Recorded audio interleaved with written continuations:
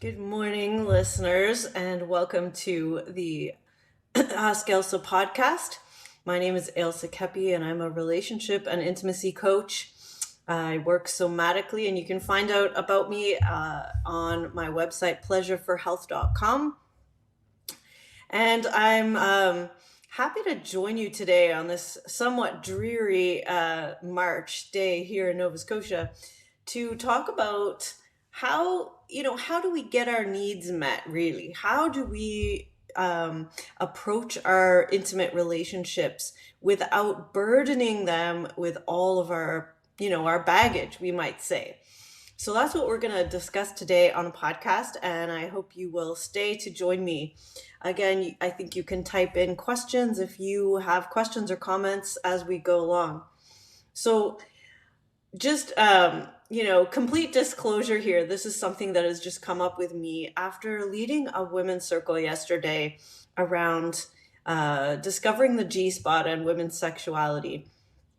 And in holding that space, there was maybe 7 or 8 women, and the theme, the really tragic theme, was that most of the women that come to these circles, perhaps, but most of us have felt a lack of fulfillment in our sexual lives. We've felt a huge grief around somewhat missing out on pleasure in our own bodies and that sort of relationship with ourself. And in my pondering, I feel like this actually begins to affect our relationships with our intimate partners, whether whatever gender they are.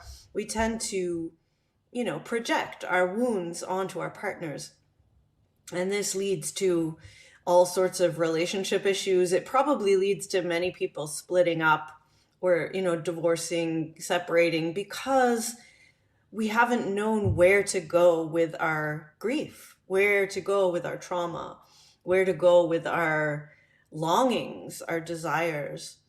So I just wanted to come on today and discuss that a little bit, because in this circle with women, it is becoming more widely accepted for women to come together in circle and begin to support each other with these things.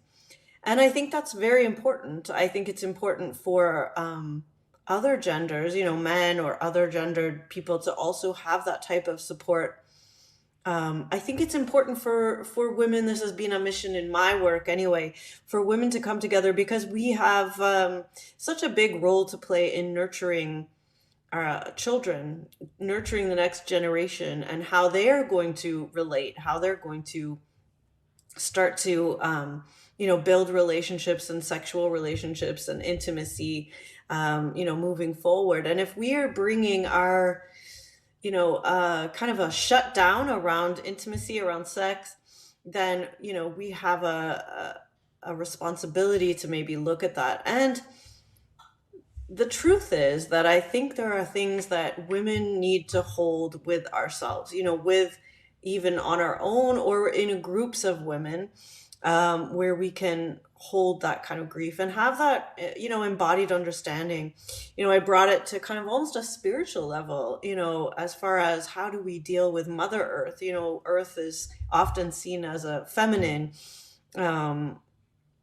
energy, and our relationship to ourselves, our body, our pleasure, affects how we relate to, even the earth. Because if we are shutting down or dissociating from, or in denial of, angry with ourselves on some level, this comes across as projecting even into our relationship with the earth. And this has come up with many people, noticing that we're just having this kind of ravaging effect, disrespectful effect with Earth, Mother Earth. So how do we look at that? And I noticed in my own relationship with men, and that we can tend to make it all their fault, make it all the other person's fault, and specifically the masculine, it's the patriarchy it's the problem, all of these things. And really, this is just the tip of the iceberg. That might be what stirs us to action, to emotion, but it shouldn't end there, in my opinion. We should, go deeper, a little bit deeper than that. And that's what I've noticed since the circle yesterday with the women. A lot of grief came up, a lot of longing, a lot of hope as well for, where could my own exploration with my own pleasure, with my own body lead me to something deeper than, just saying it doesn't matter, saying that my arousal, my erotic energy, my, pleasure doesn't matter. It does matter. It matters greatly.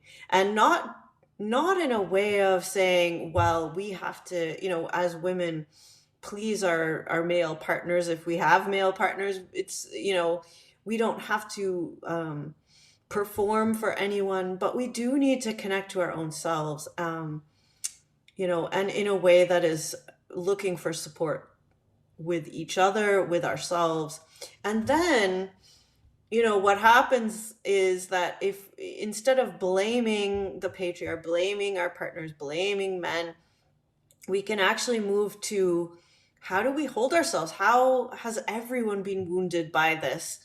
And if we're projecting our dissatisfaction on our partners, how does that emasculate or distance them from actually looking within and finding how they can really support the feminine and really support, their females in their lives and the feminine. So, that's where I'm at today. And I'm not professing to have all the answers, but what I'm noticing in my own processing of this is that there was a lot of grief in my own self, listening to these women having had, shut down their sexuality, of, saying, well, I'd rather go play a game of tennis than have sex. I'd rather basically do anything. I've spent my life running around, being successful in a masculine-ish world. And now I don't know how to relate to my own self.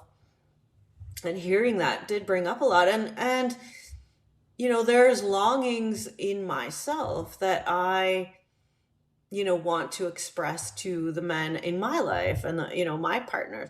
So, when I bring that up, I have to be aware that I am bringing this, what I described as this whole mountain of emotion that we're holding as human beings in a female body that have, had all of the lack of awareness,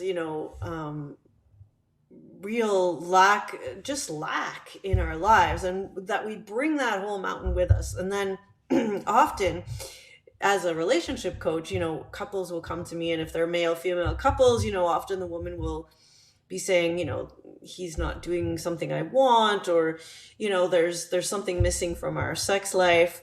It's all about the man's fulfillment, not about the woman's. So these kind of issues come up, but that's just the tip of the iceberg, right? So there's this whole mountain of grief that women hold in their bodies, having not been heard and listened to for so long. So it's, this is where we're at. And so to deal with a couple that's sitting in front of me as the surface, what they're presenting with, misses the whole point. It misses the whole point, because, if we say, okay, well, you want to try a different position, or, somebody wants oral sex, somebody doesn't, or, all of these things, you don't touch me in the right way. These are the tip of the iceberg issues of a much deeper longing for all of us to feel, really held and really seen and really, whole in bringing our sexuality into our relationships.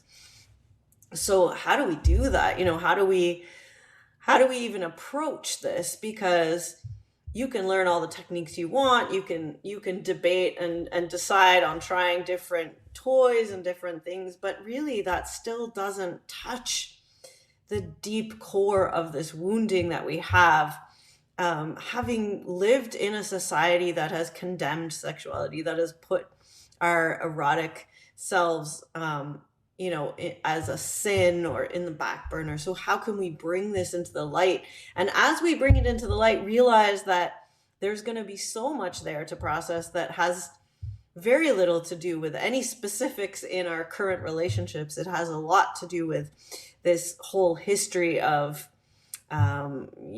denying this aspect of being human.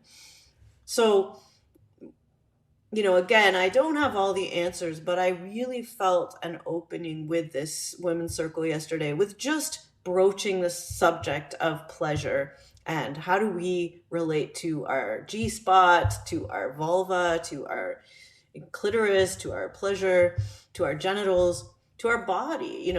How do we relate to that?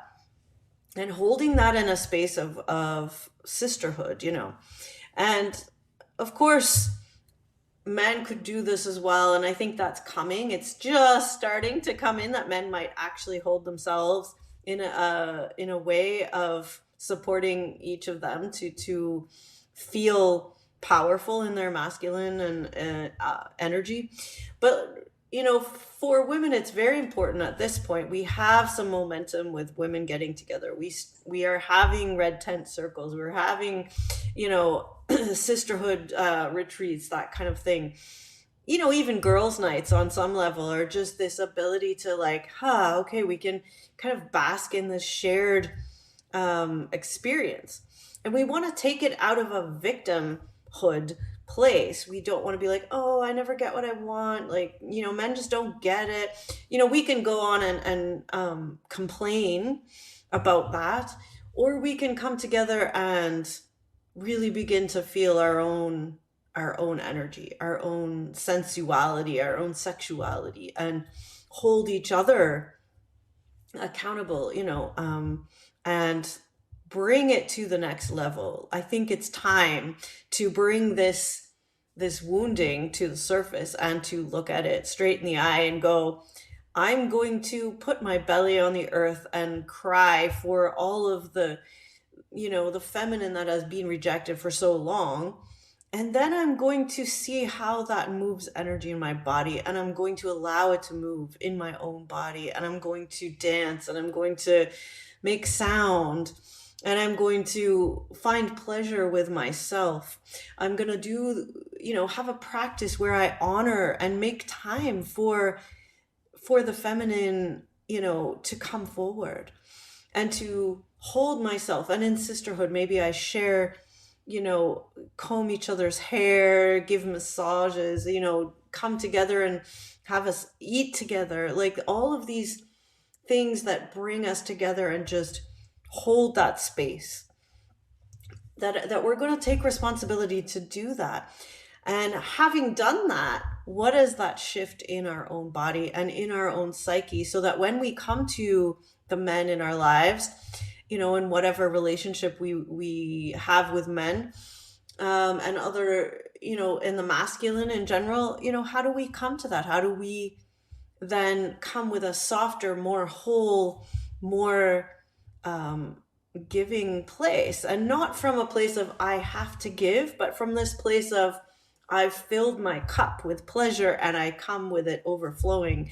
And from this place, without enabling men to stay in their victim place, to hold them and bring them up to meet us, seems like something we could aim for at this point, hopefully in our culture, so that we're not continually, telling the masculine, telling men that you're not good enough, you don't know how to do this, this is continuing the problem, continuing the wounding, and then of course, they lash out back. So we don't want to keep that going. We want to come with a different way.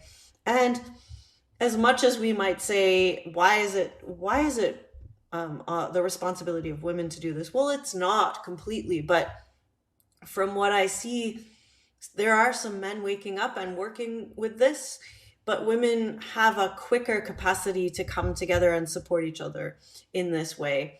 And so, if we have the capacity, maybe we should be using it rather than sitting alone, complaining that other people don't do this work for us. So, this is why this is such a passion for me. And really, the core of a lot of my work is supporting women to come together in this way, to support us filling our cup, so that when we go to the men, we're not empty, we're not dry, we're not, all of this. And then inviting and even, supporting the masculine to rise up into a way of meeting this and a way of being strong in that energy. And of course, this could be a whole discovery and exploration with ourselves. We all have different energies, masculine, feminine, if you want to give it that. We can look at that, and within our own self, how many of us are denying our own space to have just sit in pleasure. So what we are projecting outward onto men, perhaps we're doing to ourselves. Our own masculine energy is doing that to ourselves, for speaking to women out there. So that's where I'm at today, and I just wanted to come on and invite a larger contemplation of this and a larger exploration, because I would like to invite us all into more wholeness as we move forward. And we're on the cusp of such an interesting time in the world. We're on the cusp of where are we going to go with this? Where can we invite a new world? The Aquarian age, what is that going to look like? The collective, how do we bring that in?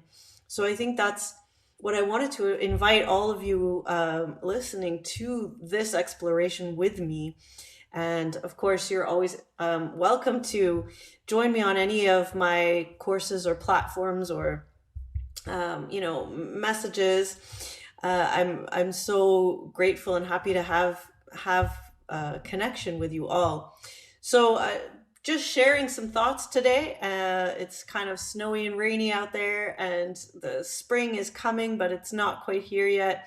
Perfect time to consider, how are we going to bring ourselves into bloom this spring as we sit here on the Celtic festival of Ostara. How are we going to bring ourselves into bloom this year? So I'm going to leave you with that question, and I would love to hear from you. Again, you can find me on pleasureforhealth.com, ailsakepi.com. You can look at my retreat center, where you could come and work with me in person in groups of people, at ourceltichearth.com. And wishing you a wonderful, expansive, and whole, juicy and erotic day. So thanks for listening.